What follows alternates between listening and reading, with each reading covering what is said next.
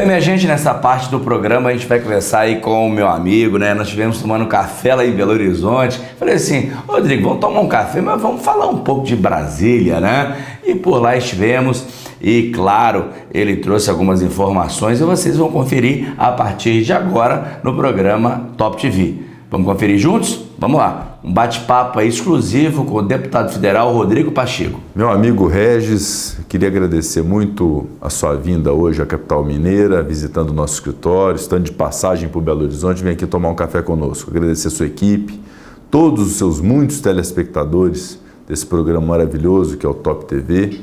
E é um prazer poder receber para poder discutir os assuntos de política. O trabalho de um deputado ele consiste basicamente em dois aspectos. Um primeiro aspecto relacionado à atividade propriamente dita no parlamento, através da produção de leis, e esse é um trabalho muito nobre. E um segundo, que é o trabalho na assistência aos municípios, aos grupos políticos na base eleitoral. Eu tive a satisfação de ser indicado pelo meu partido coordenador da bancada do PMDB na CCJ, e estamos desenvolvendo esse trabalho para um aprimoramento legislativo do nosso país. Um dos temas muito importantes que recentemente houve uma discussão grande no país, que é da redução da maioridade penal, passou pela Comissão de Constituição e Justiça. A PEC 470, que recentemente foi aprovada também a admissibilidade constitucional na Comissão de Constituição e Justiça, que diz respeito à obrigação de se julgar os processos no Poder Judiciário por ordem cronológica, ou seja, por ordem de chegada ao tribunal. Isso é um instrumento muito importante de combate à morosidade, de combate ao excesso de processos no Poder Judiciário. O PL 166 de 2015, que se refere à criação da sociedade individual dos advogados, e aí para os advogados, todos sabem do meu vínculo com a classe.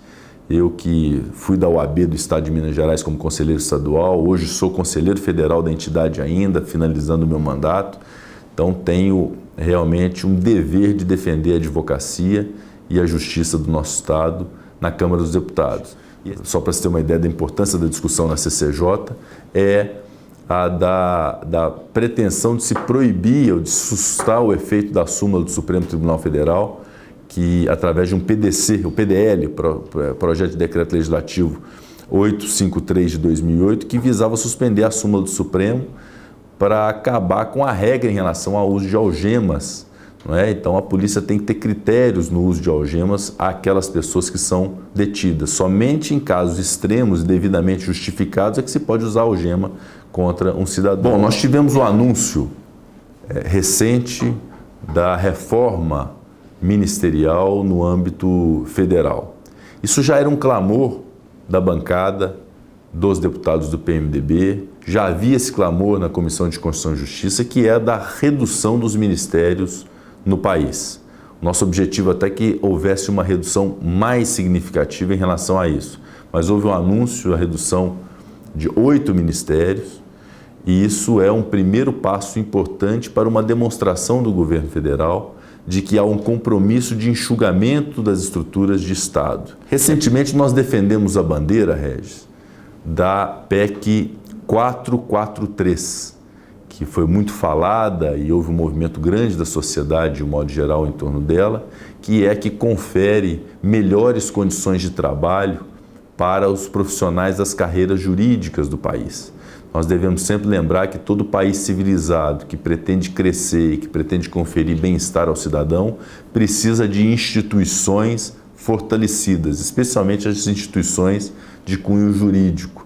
Essa PEC visava justamente dar mais força, mais autonomia e mais credibilidade à Advocacia Geral da União, aos procuradores federais, aos procuradores do Estado, aos delegados de Polícia Federal, aos delegados de Polícia Civil. É fundamental para o país retomar o crescimento, ser realmente uma economia fortalecida no âmbito mundial, ser respeitado em outros países, que as instituições sejam de mais credibilidade, ou que tenham mais credibilidade.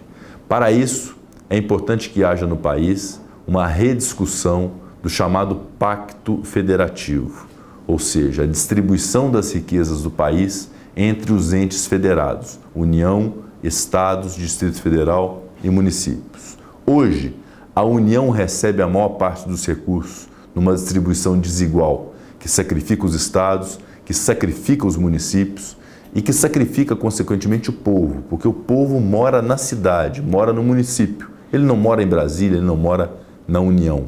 De modo que é preciso rediscutir o Pacto Federativo, permitindo que haja uma melhor distribuição das riquezas nacionais, do orçamento da União, para os estados e municípios, fortalecendo o municipalismo no nosso país. E aliada à reforma do Pacto Federativo, uma reforma tributária. O povo brasileiro, os empreendedores brasileiros, o empresário, seja ele pequeno, seja grande, não aguenta mais pagar essa quantidade de impostos.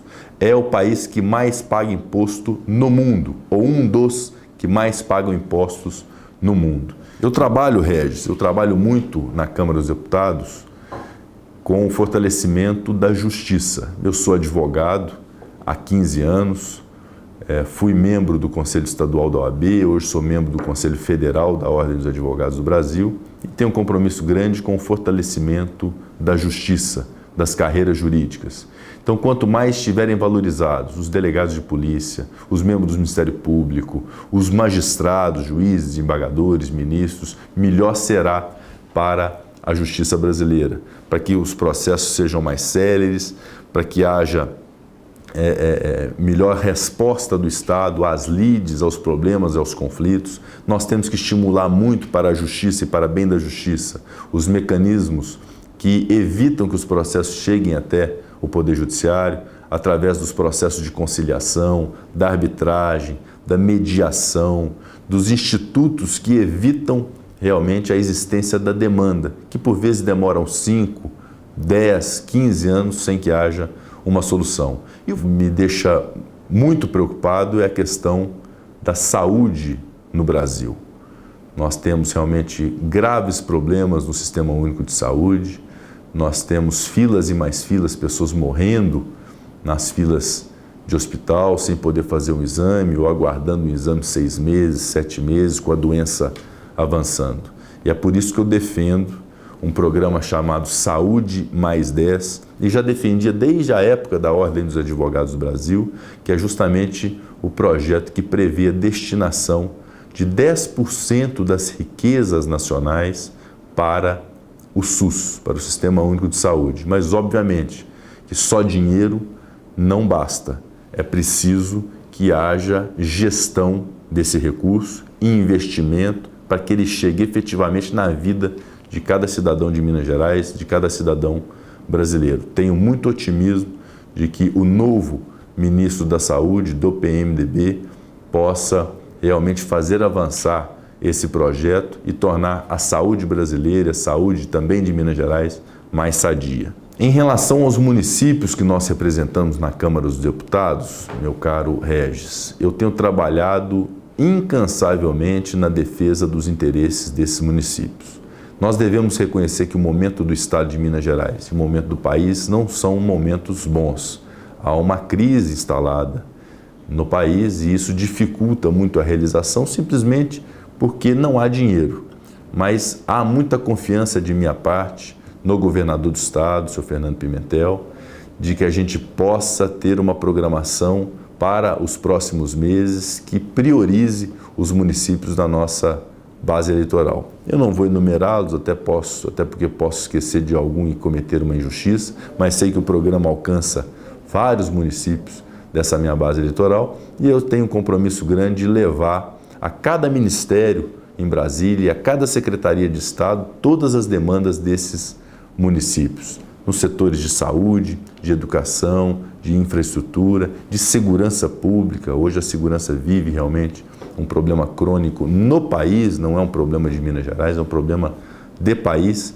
Então, essa representação é um outro aspecto importante do mandato parlamentar. Além de estar com assento na Comissão de Constituição e Justiça, na Comissão de Finanças e Tributação, nas frentes parlamentares em defesa de segmentos como ciência e tecnologia, da advocacia e do direito, é preciso que o deputado se ocupe de atender às suas bases eleitorais, os prefeitos municipais, vice-prefeitos, vereadores, que são os agentes mais próximos do povo. E essa preocupação eu tenho muito grande e o meu gabinete está totalmente à disposição desses grupos para que nós possamos levar as demandas dos nossos municípios para Brasília e para Belo Horizonte e, se Deus quiser, trazendo boas realizações e recursos para a realização na saúde, na educação, na infraestrutura, na segurança, na geração de empregos. Isso é um trabalho que não pode parar e é para isso que serve um deputado federal. Eu queria encerrar, depois de fazer essa reflexão em relação a esse trabalho nosso de poucos meses, eu espero que a cada dia mais ele se aprimore, melhore, seja mais atencioso, mas é mandar um abraço fraterno a cada uma das pessoas que estão me assistindo, que nós possamos ter crença numa nova política, em novas pessoas para reformular a política do nosso país, que tenhamos crença de que nesse momento de crise nós temos que nos reinventar, nós temos que nos unir em prol do Estado, em prol do país, para ter uma solução. Não adianta ficar chorando as mágoas, não adianta ficar só reclamando, é importante a gente se unir e apresentar soluções importantes e propositivas para o país. Então eu queria mandar um abraço a cada uma das pessoas que estão assistindo e uma mensagem de esperança no país, de esperança no nosso estado de Minas Gerais e de esperança na política. No momento que nós precisamos ter esperança, precisamos ter crença e precisamos ter, sobretudo, união para sair dos problemas e para enfrentar as dificuldades da melhor forma possível. Um abraço a todos, fiquem com Deus